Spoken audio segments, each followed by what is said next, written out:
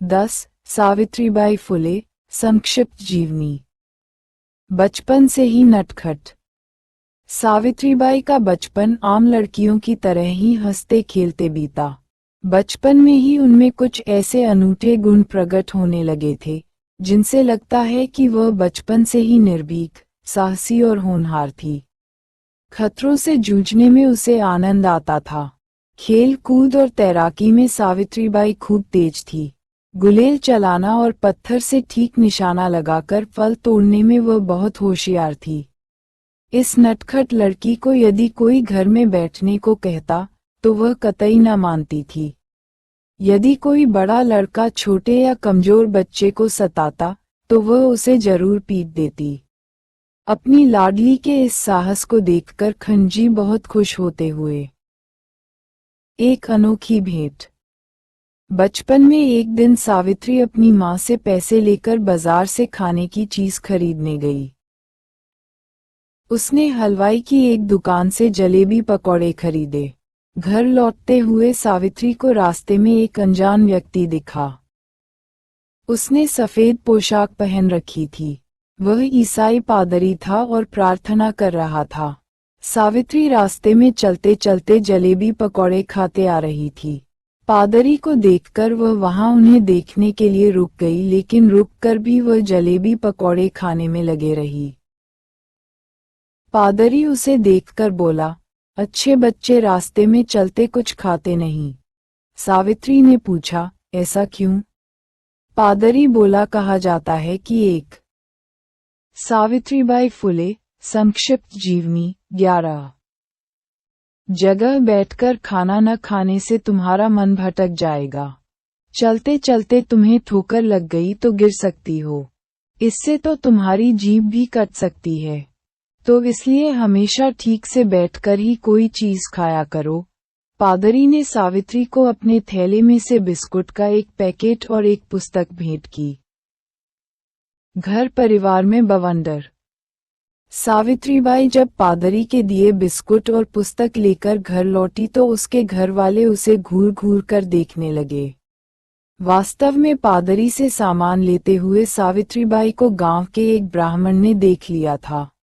खंजी से उसने ये चुगली कर दी थी कि ईसाई पादरी के हाथों से तुम्हारी बेटी ने खाने की चीज ली है, इस वजह से तुम्हारे परिवार का धर्म भ्रष्ट हो गया है।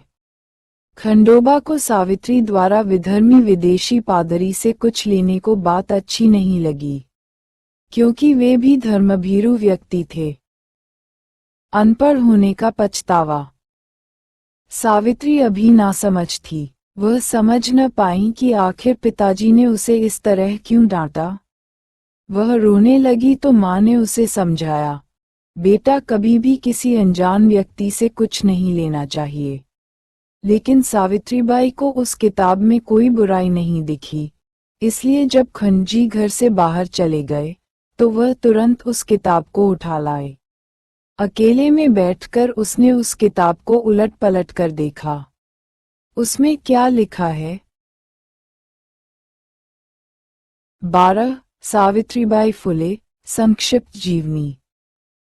इसे काफी कोशिश करने के बावजूद भी वह नहीं समझ पाई। उसने सोचा कि अगर वह स्कूल जाती तो इसे जरूर पढ़ पाती। उसे पहली बार न पढ़ पाने का एहसास व पछतावा हुआ। विवाह की चिंता। पिता का लाड प्यार और माँ की ममता भरी गोद में सावित्री का जीवन पुष्प धीरे धीरे खिलने लगा। जब सावित्री 7 साल की हुई तो माँ के मन को अपनी लाडली बेटी की शादी के विचारों ने आ घेरा। माँ की नज़र में वह सयानी हो गई थी। उसकी शादी के बारे में सोचने की सलाह सावित्री की माँ लक्ष्मीबाई ने खंजी पाटिल को दी। तब समाज की मान्यता ही ऐसी थी कि 6 वर्ष की छोटी आयु में ही लड़की की शादी हो जाया करती थी। यदि लड़की 6ठा साल पार कर जाती और उसकी शादी नहीं हो पाती थी तो लोग उसे घोड़वधू कहकर चिढ़ाते और उसी प्रकार 10 साल से बड़े लड़के को घोड़वा कहकर उसकी खिल्ली उड़ाई जाती थी। इस कारण 7 साल की बेटी सावित्री की शादी के बारे में मां का चिंतित होना स्वाभाविक ही था।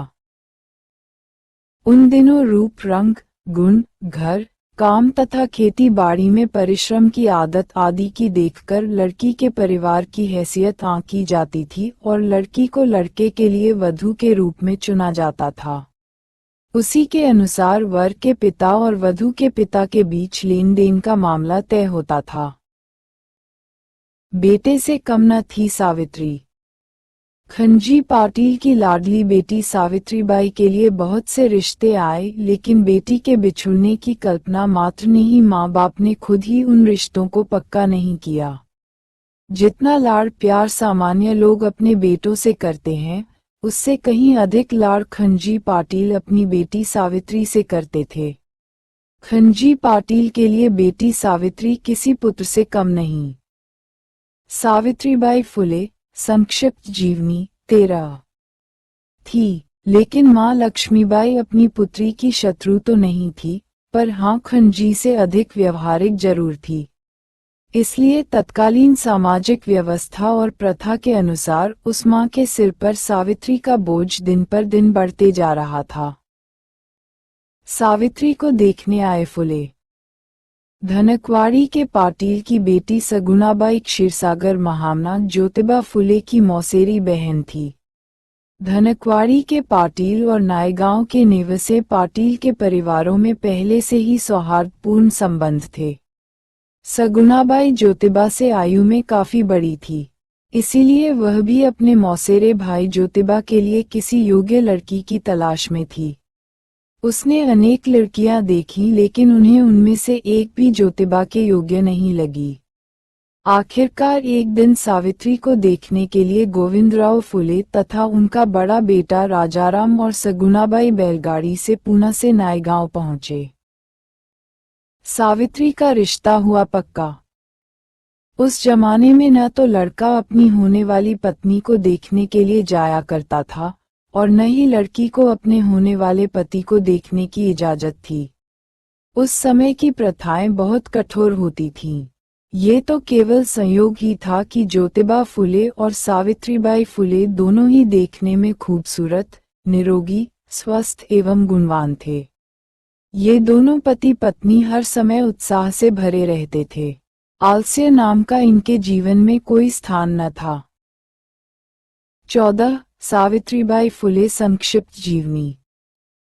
सावित्रीबाई तथा उसकी मां लक्ष्मीबाई ने पूना से आए मेहमानों के लिए स्वादिष्ट भोजन परोसा। फुले और नेवले घरानों ने सगाई एवं विवाह संबंधी सभी बातों को अच्छी तरह जांचा। खंजी पाटिल के लिए ज्योतिबा फुले के पिता नए आदमी नहीं थे, वे उन्हें पहले से ही जानते थे। अतः अपनी बेटी के लिए ये रिश्ता पक्का करने में कोई समस्या नहीं थी।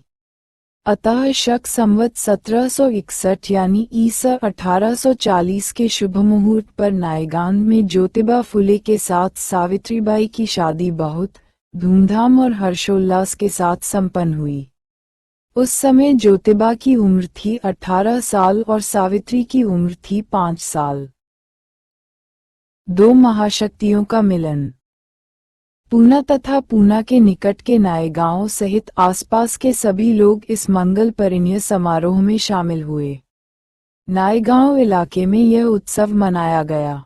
खंजी पाटिल, गोविंदराव फुले तथा सगुणाबाई ने शादी समारोह में आए सभी लोगों का स्वागत किया तथा उनके खाने पीने की अच्छी व्यवस्था की।